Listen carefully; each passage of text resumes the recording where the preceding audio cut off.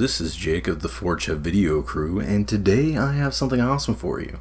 Today we're continuing our Design Talk series with a video focusing on the topic of readability. The concept of readability describes the ability of players to visually assess and understand a level, and it therefore takes a lot of psychology and visual cues into account. The goal is to make a map as readable as possible, to visually guide players through the space and make it very clear where they can and cannot go, which areas are important, which areas are dangerous, etc. Readability also takes things like target acquisition and depth perception into account. Looking at dev maps is a great way to learn about readability. Empire, for instance, provides some examples of what to do and what not to do. When players exit red base towards the balcony, a railing visually defines the map boundary and leads players to the left towards the plasmacaster spawn. However, when traveling the opposite direction, players can see a platform to the left, which appears to be in jumping distance. However, this platform is actually outside the map boundary, and players who attempt to reach it will die. This is something which is somewhat misleading and detracts from the readability of the area. Designers must be very careful to avoid making jumps or map boundaries visually misleading.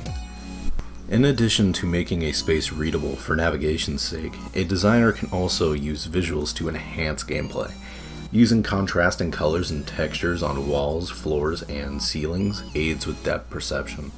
Designers should also avoid making spaces too dark or using colors which players can blend into. In the Halo 5 beta, Eden created a target acquisition issue because blue players blended into the map's skybox and were particularly hard to see whenever there was a flash of lightning. Through reworked lighting, it's now much easier to see blue players on Eden.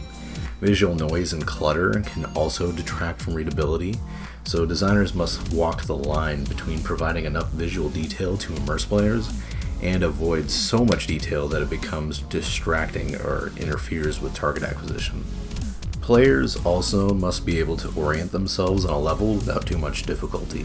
Players must always be able to identify where they are on a map and must also be able to communicate where they or other players are to their team through understandable callouts. There are several ways to aid in player orientation, but the most commonly used is color.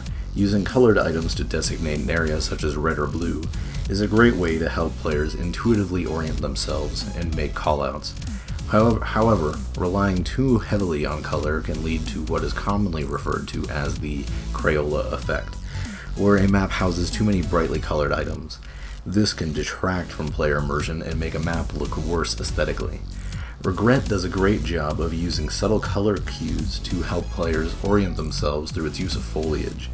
Color callouts should be used somewhat sparingly and are best used when combined with visual landmarks. Placing recognizable landmarks above or outside or as parts of the play space is a great way to help players orient themselves. Creating asymmetrical visuals is usually a good idea when building a functionally symmetrical map. For example, on Citadel and Halo 3, one side of the map is bathed in the sunlight while the other is cast in shadow. Also in Meltdown and Halo 4, the snow and ice on one side of the map is melted while the other side was frozen. Lighting and color can also be used to tell players which areas on a level are particularly important or dangerous. Using a light source in a darker area to highlight a power weapon spawn or power position is easily done in Halo 5's Forge. This will naturally draw players towards these points of interest. Also, the human mind often associates the color red with danger, so creating an ominous red glow in an area can communicate a sense of unease to players. All of these techniques can be combined to visually differentiate routes and positions on a map. If a level is visually the same across all its features, a player will become easily lost. It is especially important to clearly communicate the difference between sets of teleporters and other non-conventional movement options, as these are inherently less understandable for players than hard routes. Making it clear if a teleporter is one-way or two-way and where it leads is important, especially when there are multiple sets of teleporters on the map.